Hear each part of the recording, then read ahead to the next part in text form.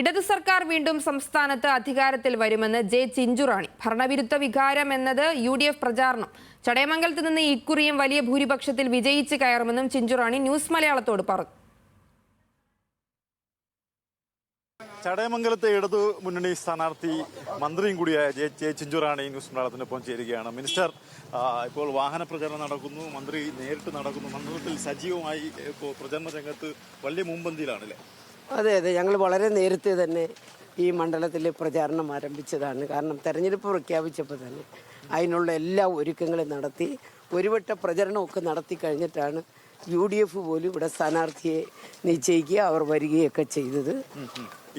നമ്മൾ ഈ മണ്ഡലത്തിൻ്റെ ഒരു ചരിത്രം പരിശോധിച്ചാൽ പ്രയാർ ഗോപാലകൃഷ്ണൻ മാത്രമേ ഈ മണ്ഡലം ഒരിക്കൽ തുണച്ചിട്ടുള്ളൂ. പിന്നീട് ഇങ്ങോട്ട് ഇടതു മുന്നണി തന്നെയായിരുന്നു. ഇപ്പോൾ വീണ്ടും ഒരു തെരഞ്ഞെടുപ്പിലേക്ക് വരുമ്പോൾ കേരളത്തിൽ മുഴുവൻ UDF തരംഗമാണ് എന്നാണ് പറയുന്നത്. അങ്ങനെ ഒരു തരംഗം ഉണ്ടോ?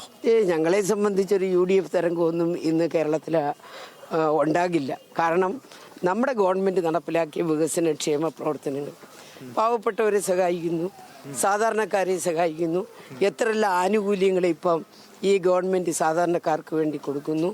ഏറ്റവും അവസാനം തന്നെ സ്ത്രീ ശക്തി എന്ന് പറഞ്ഞ പേരിൽ സ്ത്രീകൾക്ക് കൊടുക്കുന്ന 1000 രൂപ, നമ്മുടെ വിദ്യാർത്ഥികൾക്ക് കൊടുക്കുന്ന 1000 രൂപ, നമ്മുടെ കുടുംബശ്രീക്ക് എല്ലാവർക്കും ഇങ്ങനെ ആശാ വർക്കർമാർ, അംഗൻവാടി ടീച്ചർമാർ, ആ വർക്കർമാർ ഇതെല്ലാം പ്രഖ്യാപിച്ചു. 2000 രൂപ പെൻഷൻ കൊടുക്കുന്നില്ലേ 62 ലക്ഷം ആൾക്കാർക്ക്.